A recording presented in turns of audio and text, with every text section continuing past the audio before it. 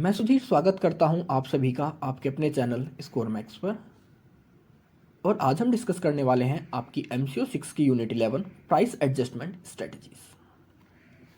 तो इस यूनिट से आपका जो पहला क्वेश्चन आता है कि list and explain the various geographical pricing strategies.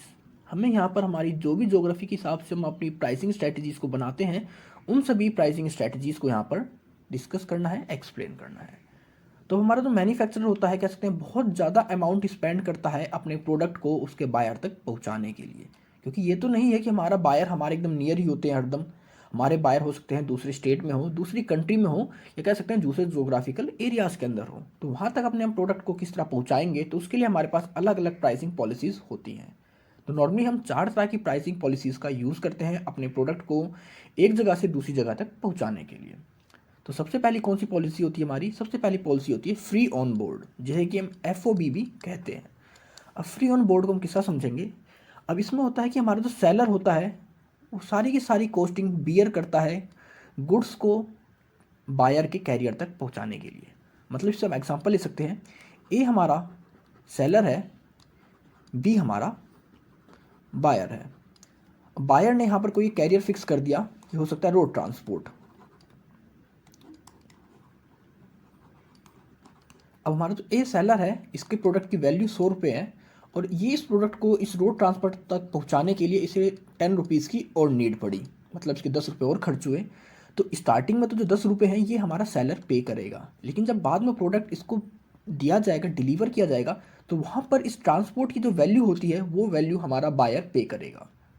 तो इसमें मतलब स्टार्टिंग में हमारी जो वैल्यू होती है ट्रांसपोर्ट की वो कौन बियर करता है? हमारा सेलर बियर करता है, और बाद में वो वैल्यू हमारे कह सकते हैं बायर से रिकवर कर ली जाती है। इसी में आपके पास एक और एग्जांपल है कि अगर किसी प्राइस का, किसी गुड्स का जो सेलिंग प्राइस है 200 है और उसके ऊपर 50 रुपीज़ की कह सकते हैं ट्रांसपोर्टेशन कॉस्ट आई है, तो seller will charge 250 from the buyer.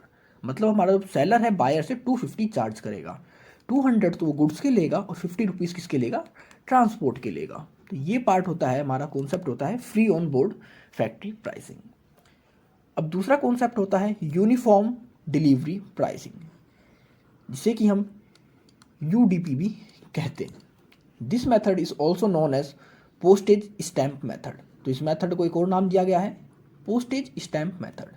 In this method all the customers are charge same price respective of the location. मतलब लोकेशन आपकी कोई भी हो लेकिन आपसे प्राइस सेम ही चार्ज किया जाएगा। Average total transportation cost and sale price is use to determine the uniform price. तो यहाँ पर एक एवरेज कॉस्ट चार्ज की जाती है किसी भी ट्रांसपोर्टर की। तो एग्जांपल में आप देख सकते हैं किसी गुड्स का जो सेलिंग प्राइस है वो 200 रुपीज़ है, लेकिन पहले केस में कह सकते हैं उसका कोई नियर बाई केस होगा, नियर बाई लोकेशन होगी, तो वहाँ पर ट्रांसपोर्टेशन की कॉस्ट कितनी आई? 25 रुपीज़। दूसरा केस हम अगर यहाँ पर रीड करें तो उसमें 50 कॉस्ट आई, और तीसरे केस में 75 कॉस्ट आई। अब तीनों जगह यहाँ पर कॉस्टिंग तो अलग अलग आई है ट्रांसपोर्ट की, लेकिन चार्ज क्या करेंगे? हम एक यूनिफॉर्म रेट से यहाँ पर चार्ज करेंगे अपना जो भी हम फिक्स करेंगे। अब यूनिफॉर्म किस तरह देखेंगे? हम अपने देखते हैं कि हमारी ओवरऑल ट्रांसपोर्ट क्या आ रही है कॉस्टिंग, और उसका एक एवरेज निकाल लेते हैं। जैसे अगर आप इन तीनों के अंदर एक एवरेज निकालोगे तो आपका 50 जो अमाउंट है वो एक एवरेज अमाउंट हो जाएगा आपके ट्रांसपोर्टेशन कॉस्ट का। तो यहाँ पर हम 50 को as a transport cost include कर 200 में ऐड कर उसको चार्ज करेंगे। तो ये कहलाता है आपका यूनिफॉर्म डिलीवरी प्राइसिंग। मतलब इसके अंदर आपकी जो डिलीवरी का चार्ज होता है वो एक फिक्स होता है, चाहे आपकी लोकेशन कैसी भी हो, कहीं भी हो। नेक्स्ट है आपका जोन प्राइसिंग। अब जोन प्राइसिंग को देखते हैं। In this method a boundary is drawn in economic concentric circle keeping the warehouse in the centre. Market is dividing into a different number of areas, zones, and each zone has certain set price. Boundaries can be shaped in any shape. All the customers filling under a zone are charged same price. Average transportation cost is used to determine zone price. तो इसमें आप देखोगे तो सबसे पहले क्या होता है, यहाँ पर हमारे कंसेंट्रिक सर्कल्स को बना दिया जाता है एक बाउंड्री का मेथड कर, और यहाँ पर हमारे पूरी मार्केट को जोन्स और एरियाज़ के अंदर डिवाइड कर दिया जाता है, और उन जोन के हिसाब से ही हमारे प्राइस को डिटरमाइन किया जाता है। अब आप इसको इस तरह को समझ सकते हैं कि ये आपकी कंट्री है, इसको आप 4 जोन में कह सकते हैं डिवाइड कर रहे हैं, और हो सकता है आपकी जो आप डिलीवरी कर रहे हैं यहाँ से अपने प्रोडक्ट की डिलीवरी कर रहे हैं। तो आप देखोगे इस जोन के लिए आप एक दूसरा प्राइस फिक्स कर दोगे, हो सकता है 10 रुपीज़, क्योंकि ये आपसे दूर है। अगर आप इसी जोन के अंदर डिलीवरी करोगे तो हो सकता है आपकी जो डिलीवरी चार्ज हो 5 रुपीज़ हो, इसके लिए आप 7 रुपीज़ और इसके लिए फिर से आप 10 रुपीज़। तो मतलब कुछ इस तरह का हम स्टैंडर्ड यूज़ करते हैं जोन प्राइसिंग के लिए। कंप्लीट मार्केट को हम जोन्स के अंदर डिवाइड कर देते हैं और उसकी कह सकते हैं ट्रांसपोर्ट के फैसिलिटी के हिसाब से, उसकी जो भी हमारी दूरी है उसके हिसाब से वहाँ का एक एवरेज प्राइस फिक्स कर देते हैं और उसके हिसाब से ही वहाँ पर कस्टमर से उस चार्ज को लिया जाता है। तो ये होता है आपका जोन प्राइसिंग, मतलब मार्केट को जोन्स में डिवाइड करना ही आपका जोन प्राइसिंग होता है। नेक्स्ट आपका price absorption pricing. In this method sellers bears the price charges and charges only the sale price from the customers. अब यहाँ पर क्या होता है, in this method seller bears the freight charges, मतलब हमारा जो सेलर है जो बेच रहा है किसी प्रोडक्ट को, हमारा जो फ्राइट का चार्ज होगा, जो ट्रांसपोर्टेशन चार्ज होगा, वो खुद बियर करेगा। Charges only the sale price of the customer, और कस्टमर से वो सिर्फ किस चीज़ को चार्ज करेगा, मतलब जो चीज़ सिर्फ गुड्स की वैल्यू है। मतलब आप इसको इस तरह लगा सकते हैं कि अगर कोई 100 रुपये का प्रोडक्ट है, उस पर 50 रुपये हमारी ट्रांसपोर्टेशन कॉस्ट आती है, तो वो सेलर से कह सकते हैं बायर से सिर्फ 100 रुपीज़ देगा हमारा बायर। अब जो ये 50 रुपीज़ है ये कौन पे करेगा, हमारा सेलर पे करेगा। लेकिन आप खुद सोचिए, अगर हमारा सेलर हमारी सारी कॉस्टिंग को ट्रांसपोर्टेशन की पे करेगा तो उसको बेनिफिट क्या होगा। तो इसमें क्या करते हैं, इनकी जो भी ट्रांसपोर्टेशन कॉस्ट होती है उस कॉस्ट को पहले ही ये प्रोडक्ट की जो कॉस्ट होती है उसके अंदर इंक्लूड कर देते हैं। मतलब अगर ये गुड्स 100 रुपये का था तो इस गुड्स की जो वैल्यू होगी ये फिक्स कर दी जाएगी 150 रुपीज़। तो इस तरह क्या होता है, ये बायर से सिर्फ गुड्स की वैल्यू को एक तरह से कह सकते हैं रिकवर करते हैं, और कहीं ना कहीं इनकी जो ट्रांसपोर्टेशन कॉस्ट होती है उसको भी वो इंक्लूड कर देते हैं उस गुड्स के अंदर। अब अगर आप खुद देखिए, अगर वो गुड्स के अंदर ट्रांसपोर्टेशन कॉस्ट को इंक्लूड कर देंगे तो क्या होगा, गुड्स की जो वैल्यू है वो इंक्रीज हो जाएगी। मतलब अब गुड्स की जो कीमत पड़ेगी वो हमारे बायर्स को महंगी पड़ने लगेगी। Transportation cost is not added in the sale price, sellers does this to attract more buyers and grab a competition advantage by penetration. Sellers often charges high fixed selling prices that compensate him the transportation cost. So he can use this strategy in 3 cases. तो इसके अंदर आप देखते हैं कि seller एक तरह से किस तरह अट्रैक्ट करते हैं हमारे बायर्स को, कि उन्हें कहते हैं कि हम आपसे ट्रांसपोर्टेशन की कॉस्ट नहीं लेंगे। तो कहीं ना कहीं इससे अब इन्होंने एक बार बायर्स को तो अपनी तरफ अट्रैक्ट कर लिया, लेकिन अब उसकी जो कॉस्टिंग होती है गुड्स की वो महंगी हो जाती है। तो यहाँ पर इसके कुछ डिसएडवांटेज हैं, कुछ एडवांटेजेस भी हैं आपके फ्राइट एब्जॉर्प्शन प्राइसिंग के। तो नॉर्मली इसको कब यूज़ किया जाता है तो उसको हम देखते हैं। तो सबसे पहला केस है when he fixes high prices selling that can earn him profit even after bearing the transportation cost. तो तब ये चार्ज किया जाता है, तब इसका यूज़ किया जाता है कि जब वो सेलिंग प्राइस को अपने हाई रख कर इतनी कॉस्टिंग निकाल सकें कि जिसके थ्रू कि अपनी वो ट्रांसपोर्टेशन कॉस्ट को रिकवर कर सके। मतलब वो अपने गुड्स की डिलीवरी के अंदर जो उनकी ट्रांसपोर्टेशन कॉस्ट आएगी उस फिक्स कॉस्ट को गुड्स की इतनी इंक्रीज करेंगे कि उसको कंज्यूमर परचेज कर सके। आप इसको इस तरह समझ सकते हैं कि जैसे आपके पास गुड्स 100 रुपीज़ का था और मार्केट में अगर कोई 120 का या 130 का सेल कर रहा है कहीं भी किसी भी जोनल एरिया के अंदर, तो वो उसके अंदर कह सकते हैं 120 तक या कह सकते हैं 20 रुपीज़ तक उसके अंदर ऐड कर उसे 120 बना सकते हैं। तो इस कंडीशन में तो वो गुड सेल हो जाएगा क्योंकि उस प्राइस पर अभी मार्केट में सेल हो रहा है। इस कंडीशन में उनके पास जो ट्रांसपोर्टेशन कॉस्ट है वो भी उनकी कह सकते हैं कंप्लीट हो जाएगी, बियर हो जाएगी, उनका प्रोडक्ट भी सेल हो जाएगा। या फिर दूसरा होता है कि he wants a competitive advantage, कि जब वो चाहते हैं कि कंपटीशन मार्केट में बहुत ज़्यादा है और वो अपने गुड्स को कह सकते हैं जो ट्रांसपोर्टेशन का कॉस्ट होता है उसको हटाकर सेल करना शुरू कर देते हैं, या ट्रांसपोर्टेशन का एक मिनिमम चार्ज लेते हैं जिसके थ्रू कि उन्हें कोई प्रॉफिट ना हो लेकिन उनका गुड्स ईजिली सेल हो सके। या फिर तीसरा ऑप्शन तब यूज किया जाता है कि जब वो किसी मार्केट को डोमिनेट करना चाहते हैं। डोमिनेट मतलब मार्केट के अंदर अपना शेयर बढ़ाना चाहते हैं, तो वो अपने प्राइस को कम से कम प्राइस पर प्रोडक्ट को सेल करते हैं जिसके अंदर कि वो ट्रांसपोर्टेशन कॉस्ट को एक्सक्लूड कर देते हैं। और जब किसी की भी ट्रांसपोर्टेशन कॉस्ट एक्सक्लूड हो जाएगी प्रोडक्ट के अंदर तो उसकी जो कॉस्टिंग होती है गुड्स की कम हो जाएगी, और आपके गुड्स की कॉस्टिंग कम है तो आपके बायर्स ज़्यादा से ज़्यादा आपके पास आएंगे। तो ये कुछ 4 मेथड थे आपके प्राइसिंग स्ट्रैटेजीज के जोग्राफिकल एरिया के हिसाब से। अब नेक्स्ट आता है आपका डिस्टिंग्विश बिटवीन एफओबी प्राइसिंग, मतलब FOB origin pricing and FOB contract pricing. तो अगर हम इनके डिफरेंस की बात करते हैं तो एफओबी प्राइसिंग में क्या होता है कि आपकी जो एंटायर ट्रांसपोर्टेशन कॉस्ट होती है उसको हमारा कंज्यूमर या कस्टमर्स आप कहते हैं उसको बियर करता है। तो अगर हमारा कस्टमर बहुत ज़्यादा दूर है हमसे, उसकी जो लोकेशन है बहुत ज़्यादा दूर है, तो उसको बहुत ज़्यादा ट्रांसपोर्टेशन कॉस्ट पे करना पड़ेगा। तो इस कंडीशन में हमारे जो डिस्टेंट बायर्स होते हैं वो स्विच कर जाते हैं हमारे कॉम्पिटिटर्स के साथ। क्योंकि जो जितनी ज़्यादा दूर रहेंगे उन्हें ज़्यादा चार्ज करना पड़ेगा। तो कोई भी कस्टमर्स नहीं चाहेगा कि वो बहुत ज़्यादा चार्ज पे कर किसी प्रोडक्ट को परचेज़ करे। हर किसी की डिमांड होती है, एक नीड होती है कि कम से कम प्रोडक्ट प्राइस पर प्रोडक्ट को परचेज़ करे। और दूसरा होता है इसके अंदर आपका कॉन्सेप्ट FOB, कॉन्ट्रैक्ट प्राइसिंग। इसके अंदर एक यूनिफॉर्म चार्ज कह सकते हैं लिया जाता है हमारे कस्टमर्स के थ्रू। मतलब चार्ज कोई भी हो सकता है, लोकेशन कोई भी हो। इसको आप एग्जांपल से ले सकते हैं कि आपकी पूरी कंट्री की लोकेशन है, मतलब आप कोई भी लोकेशन हो, कंपनी या जो हमारा जो बिजनेस फर्म है वो एक फ़िक्स चार्ज कर देती है कि आप किसी भी लोकेशन में हो इंडिया की, आपके लिए एक फ़िक्स चार्ज ही रहेगा। मतलब आप बेशक हमसे 5 किलोमीटर दूर हैं, चाहे आप हमसे 50 किलोमीटर दूर हैं, आपको जो ट्रांसपोर्टेशन की कॉस्ट है वो एक फ़िक्स ही देनी पड़ेगी। वो फिक्स अमाउंट कुछ भी डिसाइड कर सकते हैं वो अपनी एवरेज कैलकुलेट कर। तो इसमें होता है कि आपकी लोकेशन कुछ भी हो, लेकिन आपके जो एक ट्रांसपोर्टेशन कॉस्ट होगी बायर को पे करनी पड़ेगी, वो एक यूनिफॉर्म रहेगी। अब नेक्स्ट आता है आपका zone pricing and base point pricing. अगर हम जोन प्राइसिंग के अंदर बात करें तो इसमें हमने अभी प्रीवियस स्लाइड्स के अंदर ही बात करी है कि इसके अंदर कंप्लीट मार्केट को डिवाइड कर दिया जाता है उसकी जोग्राफिकल लोकेशंस के हिसाब से। और जैसे उसको हम डिवाइड करेंगे जोग्राफिकल लोकेशंस के हिसाब से, और फिर हर अलग अलग जोन की एक अलग प्राइसिंग कर दी जाती है। ईच जोन डिफरेंट प्राइसिंग, मतलब हर जोन के लिए एक अलग प्राइस फिक्स कर दिया जाता है। जोन के हिसाब से यहाँ पर प्राइस को चेंज किया जाता है। अगर आप सेम जोन में हैं तो आपको हरदम ट्रांसपोर्टेशन की कॉस्ट सेम रहेगी। अगर आप दूसरे जोन से हैं तो आपकी जो ट्रांसपोर्टेशन कॉस्ट है वो अलग हो जाएगी।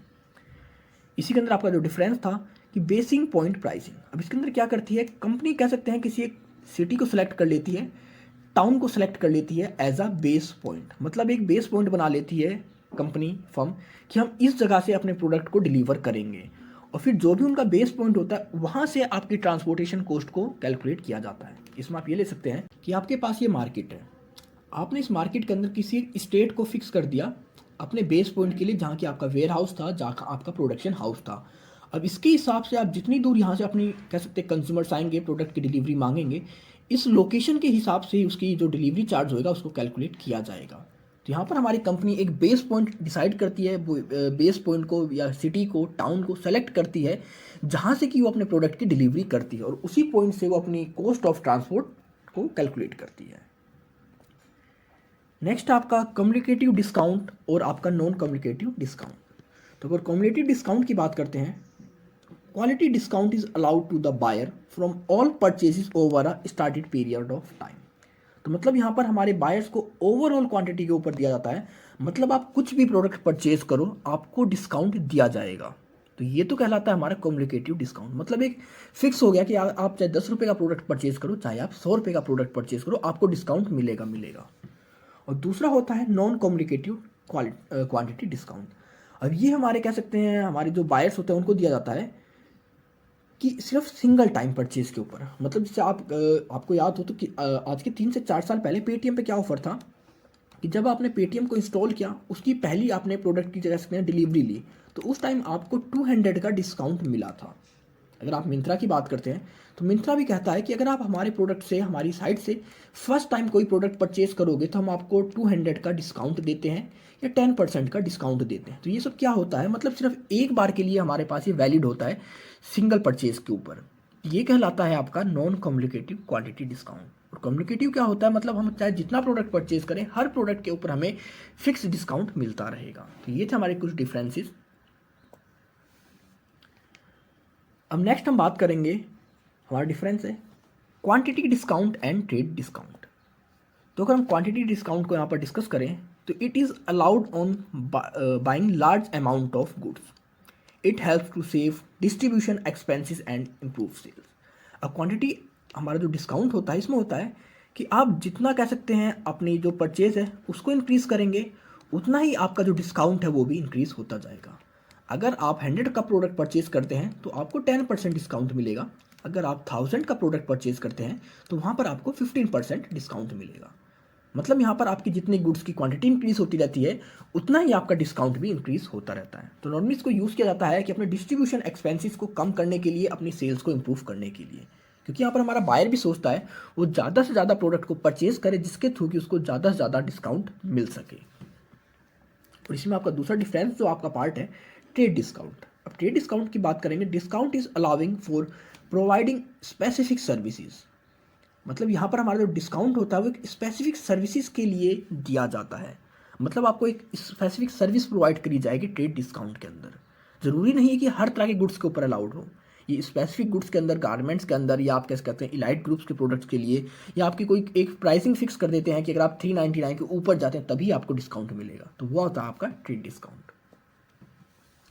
इसके बाद आता है आपका पेनिट्रेशन पॉलिसी और स्कीमिंग पॉलिसी। इनके बीच में क्या डिफरेंस है, बहुत इंपॉर्टेंट है आपका पेनिट्रेशन और skimming policy exam point of view से। कई बार आज तक इस चीज़ को एग्जाम में पूछा गया है 4 मार्क्स के लिए। तो अगर हम पेनिट्रेशन की बात करें, product is introduce at low prices. तो पेनिट्रेशन में उसकी जो वैल्यू क्या होती है, जब प्रोडक्ट को इंट्रोड्यूस किया जाता है, ये दोनों उसकी स्ट्रैटेजी हैं, पेनिट्रेशन पॉलिसी और स्कीमिंग पॉलिसी की। किस पॉलिसी का यूज़ कर हम प्रोडक्ट को मार्केट के अंदर लॉन्च कर रहे हैं। तो अगर हम पेनिट्रेशन का यूज़ करेंगे तो वहाँ पर प्रोडक्ट की जो वैल्यू होती है वो लो प्राइस पर उसको मार्केट में इंट्रोड्यूस किया जाता है। अब इसका बेनिफिट क्या होता है, इलास्टिक डिमांड ऑफ प्रोडक्ट। अगर आपके प्रोडक्ट की कह सकते हैं प्राइसिंग न्यू, एकदम आपने न्यू प्रोडक्ट लॉन्च किया, उसकी प्राइसिंग कम है, तो उसकी जो डिमांड है वो एकदम से इंक्रीज हो जाएगी और हाई कंपटीशन मार्केट के अंदर बन जाएगा आपके प्रोडक्ट का। मतलब अगर मार्केट के अंदर कंपटीशन बहुत ज़्यादा है तो उस कंडीशन में भी आपका प्रोडक्ट ईजिली सर्वाइव कर पाएगा। तो ये होता है पेनिट्रेशन पॉलिसी, मतलब लो प्राइस के साथ अपने प्रोडक्ट को मार्केट के अंदर इंट्रोड्यूस करना। नेक्स्ट आता है आपका स्कीमिंग पॉलिसी। अगर हम स्कीमिंग की बात करें कि product is introduced at high price and reduced later gradually. अब ये सोचते हैं कि इनकी जो भी कॉस्टिंग आई है प्रोडक्ट को इंट्रोड्यूस करने के लिए, वो पूरी की पूरी कॉस्टिंग को सोचते हैं शॉर्ट टाइम के अंदर ही रिकवर कर लें। जब आप अपनी कॉस्टिंग को शॉर्ट टाइम के अंदर रिकवर करना चाहते हैं तो आप अपने प्राइस को क्या करोगे, हाई प्राइस रखोगे। तो जो भी इसमें क्या करते हैं, अपने प्राइसेस को इंट्रोड्यूस करते हैं मार्केट में और बहुत ज़्यादा उसकी प्राइसिंग बढ़ा देते हैं। टाइम के साथ जैसे जैसे हमारी इन सेल्स बढ़ती रहती है, हमारे जो प्राइस का कह सकते हैं प्रोडक्ट का प्राइस है वो डिक्रीज होता रहता है। मतलब मार्केट में लॉन्च हुआ, आप इसमें मोबाइल फ़ोन्स को ले सकते हैं। अगर कोई भी मोबाइल आज के टाइम में मार्केट में लॉन्च होता है तो उसकी स्टार्टिंग प्राइस अगर 10,000 है, तो आज की अगर आप 1 साल बाद देखोगे तो हो सकता है वो आपको 8,000 या 7,000 में मिल जाए। तो ये क्या होता है, मतलब स्कीमिंग पॉलिसी होती है।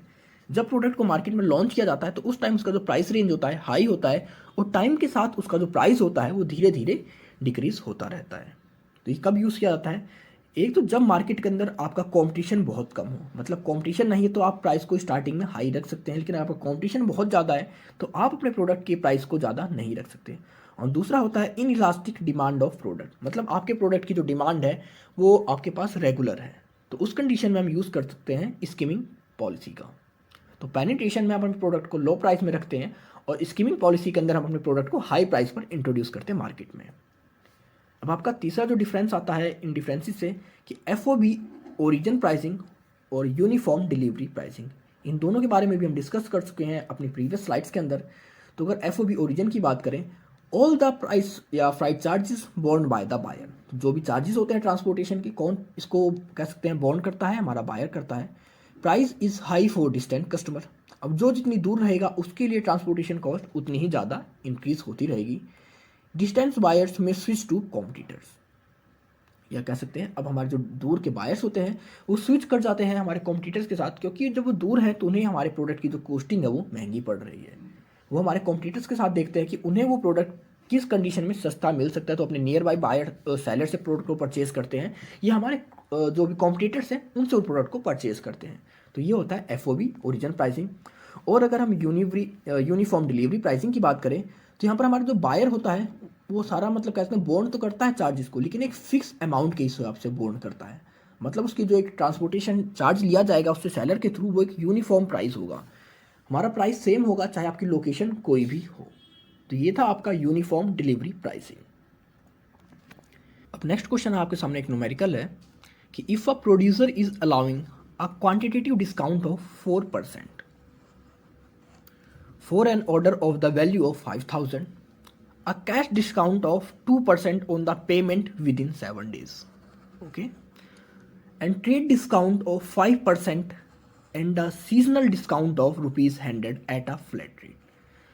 तो यहाँ पर हमें उस प्रोडक्ट की वैल्यू निकालनी है कि किस वैल्यू पर बायर को वो प्रोडक्ट मिलेगा अगर इन सभी डिस्काउंट को वो यूज़ करता है। तो सबसे पहले हमें क्या होता है कि हमारे पास जो भी डिस्काउंट हमें मिलते हैं उन सभी को लिखना होता है। तो हमारे पास कौन सा है, सबसे पहले हमारे पास कह सकते हैं जो सबसे पहला डिस्काउंट हमें मिल रहा है वो है क्वांटिटी डिस्काउंट। ये कितना मिल रहा है हमें 4% मिल रहा है। किसका, 5000 का, मतलब 5000 का हमें 4% मिलेगा क्वांटिटी डिस्काउंट। दूसरा है हमारे पास जो कैश डिस्काउंट, अगर इस पेमेंट को हम विद इन टाइम पीरियड या 7 डेज़ के अंदर करेंगे तो तब मिलेगा हमें, और ये मिलेगा हमें 2% ऑफ द प्राइस, मतलब जो प्राइस आएगा पेमेंट के लिए उस प्राइस के ऊपर हमें मिलेगा। इसके साथ ही साथ हमें एक और डिस्काउंट मिल रहा था, वो था ट्रेड डिस्काउंट। और ट्रेड डिस्काउंट हमें कितना मिला है, 5% मिल रहा है 5000 का।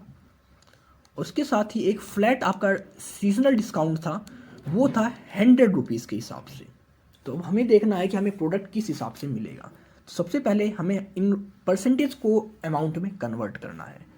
तो अगर हम क्वांटिटी की बात करें, 4% कितना होएगा आपके 5000 का, तो इसको कैलकुलेट करते हैं। 4/100 मल्टीप्लाई में 5000, 20 से 20 कट गई आपकी, और ये आता है आपका 200 रुपीज़। मतलब आपका जो क्वांटिटी डिस्काउंट है आपका 200 रुपीज़ है। आपका जो कैश डिस्काउंट है, वो कैश डिस्काउंट तो हम तब कैलकुलेट करेंगे जब हमारे पास पेमेंट की वैल्यू आ जाएगी। तो इसको हम बाद में कैलकुलेट करेंगे, अभी लास्ट के टाइम जब हमारे पास एक वैल्यू आ जाएगी। इसके साथ ही साथ हमारे पास जो ट्रेड डिस्काउंट था 5% था, तो 5% कैसे कैलकुलेट करेंगे, 5/100 मल्टीप्लाई में 5000, 20 से 20 कैंसिल हुई, और यह आपका आ गया 250 रुपीज़। और आपके पास फ्लैट डिस्काउंट था। तो मतलब ये 3 तरह के डिस्काउंट को तो हमें अभी यूज़ करना है अपने लिए।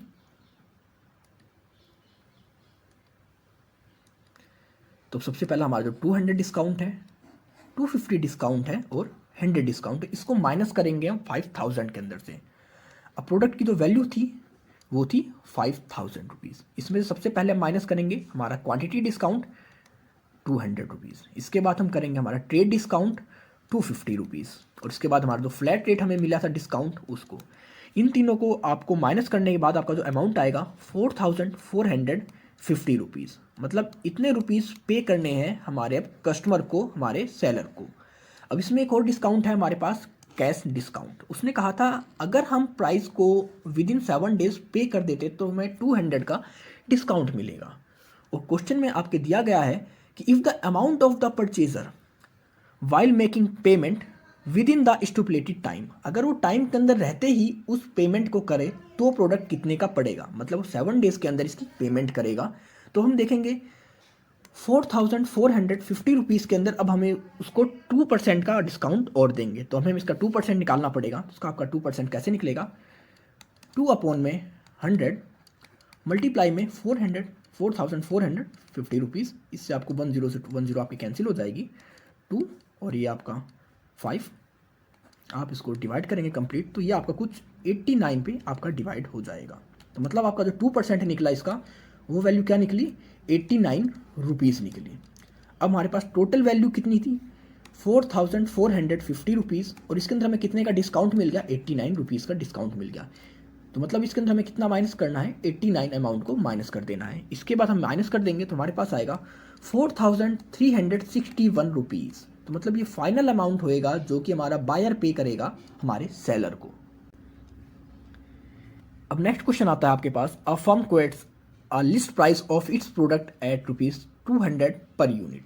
मतलब उन्होंने अपने प्रोडक्ट की लिस्टिंग करी है, प्राइसिंग की 200 रुपये पर यूनिट के हिसाब से, and offer a trade discount of 20% to the retailer and 5% to the wholesaler. What is the selling price charge by the manufacturer. अब यहाँ पर देख रहे हैं कि सेलिंग प्राइस क्या चार्ज करेगा हमारा मैन्युफैक्चरर। अब सेलिंग प्राइस किस तरह चार्ज करेगा, वो 2 तरह के प्रोडक्ट को, 2 अलग अलग पर्सन को प्रोडक्ट सेल कर रहा है। अब किस किस को सेल कर रहा है वो आपके प्रोडक्ट, आपके 2 लोगों को। पहला तो है आपका रिटेलर, जिससे कि वो कितना कह सकते हैं डिस्काउंट दे रहा है, सॉरी आपको 20% डिस्काउंट दे रहा है हमारे रिटेलर को। और दूसरा है होलसेलर, होलसेलर को दे रहा है वो 5% का डिस्काउंट। अब इन दोनों को डिस्काउंट के साथ कितने में प्रोडक्ट को अपने सेल करेगा इन दोनों को, तो हमें इन दोनों की कह सकते हैं जो परसेंटेज की वैल्यू निकालनी होगी। तो 20% को कैलकुलेट करेंगे 200 के हिसाब से हम, 200 मल्टीप्लाई 20/100, 2 जीरो से आपकी 2 जीरो कैंसिल हो जाएगी, ये आपका 40 आएगा। तो रिटेलर को अगर वो पे करेगा, मतलब इस प्रोडक्ट को प्रोवाइड करेगा, तो वो देगा 200 माइनस 40 इक्वल टू 160 रुपीज़। मतलब 160 रुपीज़ तो किसके लिए होंगे हमारा ये जो चार्ज होगा प्रोडक्ट का, ये तो होगा हमारे रिटेलर के लिए। और अगर हम होलसेलर्स की बात कर रहे हैं तो होलसेलर को 5% का डिस्काउंट दे रहा है, तो 5% को कैलकुलेट कर लेंगे हम 5/100 इंटू में 200, 20 से 20 कैंसिल, आपका 5 2 10। तो इसके अंदर हम करेंगे 200 माइनस 10 इक्वल टू 190 रुपीज़। तो अगर वो प्रोडक्ट अब देगा रिटेलर को तो वो प्रोडक्ट देगा 160 रुपीज़ के अंदर, और अगर वही प्रोडक्ट वो देगा होलसेलर को तो वो देगा 90 रुपीज़ के अंदर होंगे। तो यहाँ पे खत्म होते हैं इस यूनिट के इंपॉर्टेंट क्वेश्चंस। अगर आपको कोई इशू है, कोई डाउट है, तो आप कमेंट सेक्शन में कमेंट कर सकते हैं, और अब आप मुझे मेरे इंस्टाग्राम और टेलीग्राम पर भी फॉलो कर सकते हैं। तो मिलते हैं जल्दी एक नई वीडियो के साथ, तब तक के लिए take care, goodbye friends.